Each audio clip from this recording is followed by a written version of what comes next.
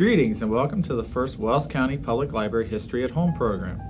Wells County has a rich and fascinating history and has produced some very influential individuals.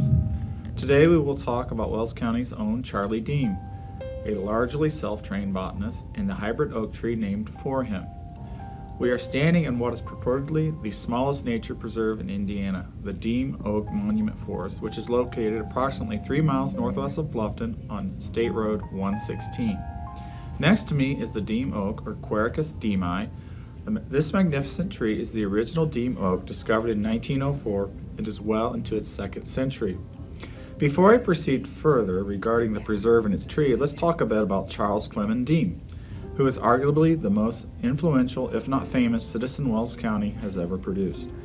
Charlie, as he was commonly known, was born in 1865 to a farming family near the Wabash River east of Bluffton. He attended a local one-room school for his elementary education, then attended Bluffton High School and was a member of its first graduating class in June 1884, walking round trip 5 to 10 miles, depending on the river level, to attend. After graduating, Charlie enrolled at DePaul College in Greencastle, Indiana.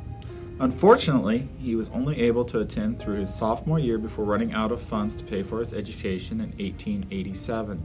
He then returned to Bluffton, walking most of the way home. In 1891, after working a range of odd jobs for several years, Charlie bought a struggling drugstore on Main Street in Bluffton and began a career as a successful druggist and businessman. By all accounts, Charlie was an industrious merchant. He poured his all into the drugstore. This incurred an enormous amount of stress for him. One of the most pivotal points in his life occurred near Christmas in 1892. The story passed down runs along these lines. A woman came into the store and requested to look at wallpaper samples. Charlie obliged her and retrieved the wallpaper sample book and stood by as she looked at them, waiting to take her order. After a time, the woman admitted that she had asked to look at them to pass the time while she waited on her husband. Charlie exploded. Screaming at the woman for wasting his time, she fled the store near tears. A perfume salesman who happened to be in the store that day attempted to calm Charlie down. He also received a verbal broadside and was ran out of the store. However, the perfume salesman took a risk and returned, giving Charlie his own verbal dressing down, telling him that he was overworking himself and that he needed to find other interests to help him relieve stress. When the perfume salesman's advice was backed up by a doctor's, Charlie agreed and began to take walks in the country. During his walks, Charlie's natural curiosity and love of collecting led him to taking an interest in the plants he observed. Thus, Charlie Deam, the self-trained botanist, was born.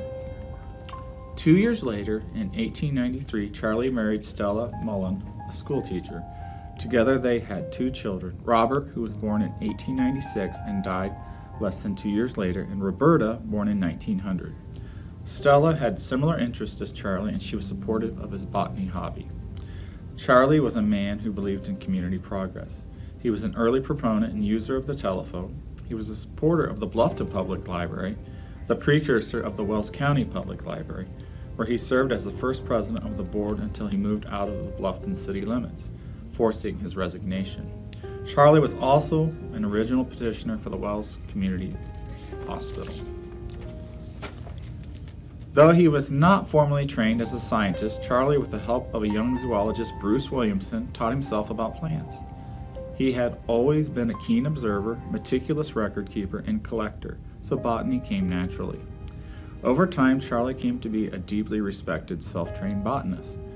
His abilities were such that he served as the first Indiana State Forester. He served in this capacity from 1909 through 1913 and 1917 through 1928.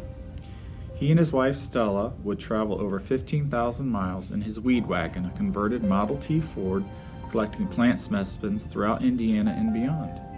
Charlie visited every township in Indiana, collecting over 78,000 plant specimens. He himself discovered 25 new plant species and had at least 48 plant species named after him. He also wrote numerous scientific papers and several books on the shrubs, grasses, and trees of Indiana. Keep in mind that throughout all of his botany work, he still continued to run his drugstore and continually experimented with new product ideas to sell to his customers. Throughout his life, he received several honorary degrees and worked closely with Indiana, Purdue, and Butler University professors. In a final tribute to Charlie, the United States Congress designated the Charles C. Deam Wilderness in 1982. Encompassing nearly 13,000 acres, this preserve is located on Monroe Lake near the Brown County State Park. Interestingly, Charlie's namesake oak tree was not actually discovered by him. It was discovered by his good friend and fellow science lover, Bruce Williamson. In 1904, a young Bruce Williamson and his father Lent collected specimens from a tree that was growing in proximity to many white and Chiquapin oaks.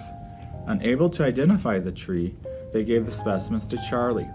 Charlie was also unable to identify the tree, so he forwarded the specimens and a description to William Trellis of the Missouri Botanical Gardens. I would like to note that Bruce Williamson was also a great contributor to science, being a well-respected scholar of Odonta, which are dragon damselflies. He also was the owner of the Longfield Iris Farm in Bluffton, where many award-winning irises were propagated.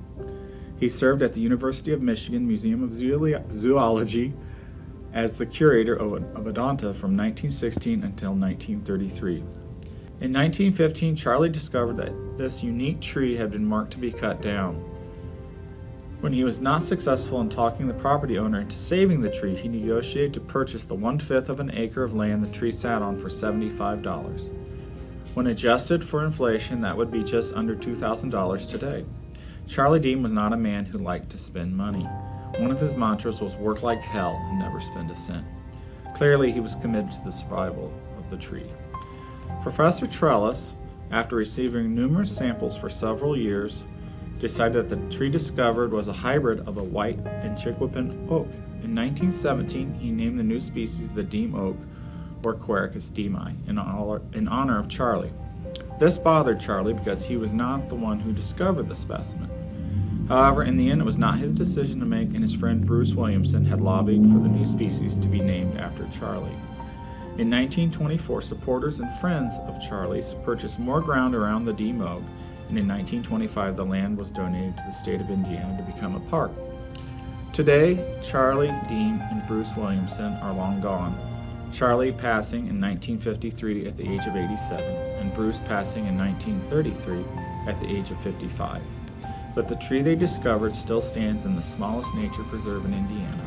There's only enough space for a brown with yellow lettering DNR sign and a few picnic tables.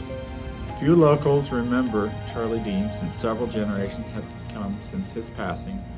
This tree and park are just a small reminder of his enormous contributions to the field of botany and state of Indiana. Though few would know, he is one of Wells County's all-time greatest.